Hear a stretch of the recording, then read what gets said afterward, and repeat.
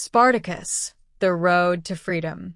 One of the darkest times in the Roman Empire, a time when human life was nothing more than a form of entertainment. People gathered to watch blood and death. And in this cruel world, one man broke his chains and changed history. Spartacus. Chapter 1. The Fall of a Soldier. Spartacus was a strong warrior from Thrace. He once served as an auxiliary soldier in the Roman army, but he became disappointed with Rome's greed and cruelty. When he saw his own people being oppressed, he made a choice. He would rebel. He escaped from the army, but no one escapes Rome forever. He was captured. His punishment? Slavery.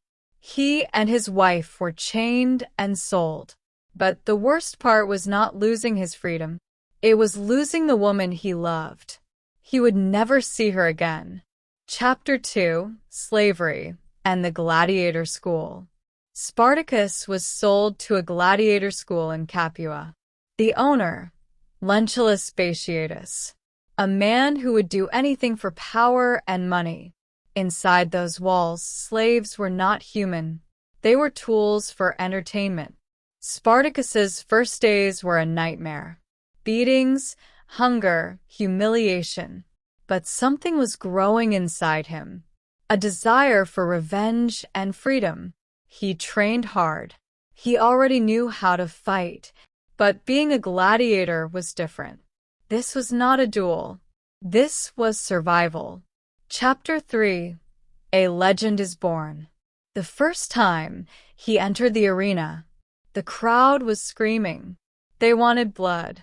For Spartacus, this was more than a fight.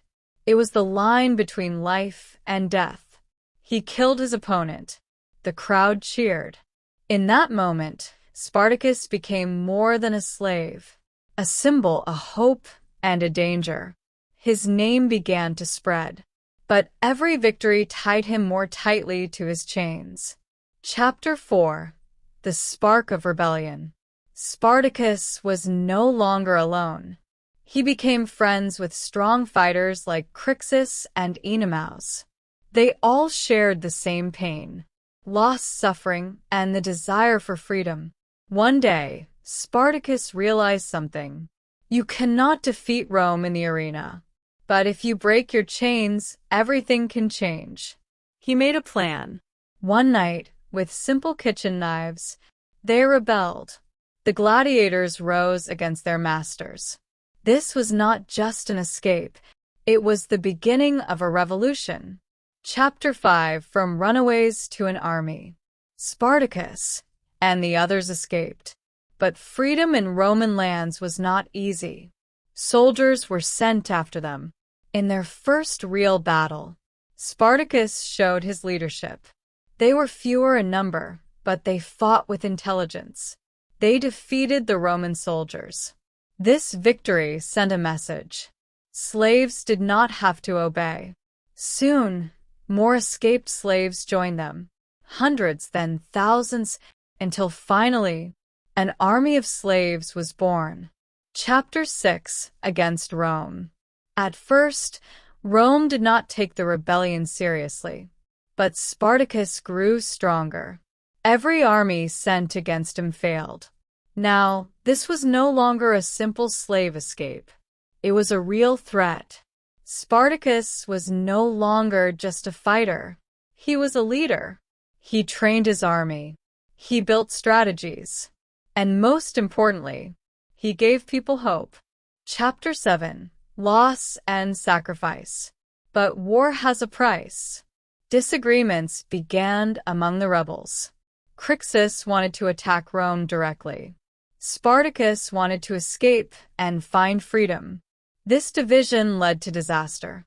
Crixus and his men fought the Romans, and they were defeated. Crixus died. This loss broke Spartacus's heart, but there was no turning back. Chapter 8. The Final Battle. Rome was now determined to end the rebellion. They sent one of their strongest commanders, Marcus Crassus.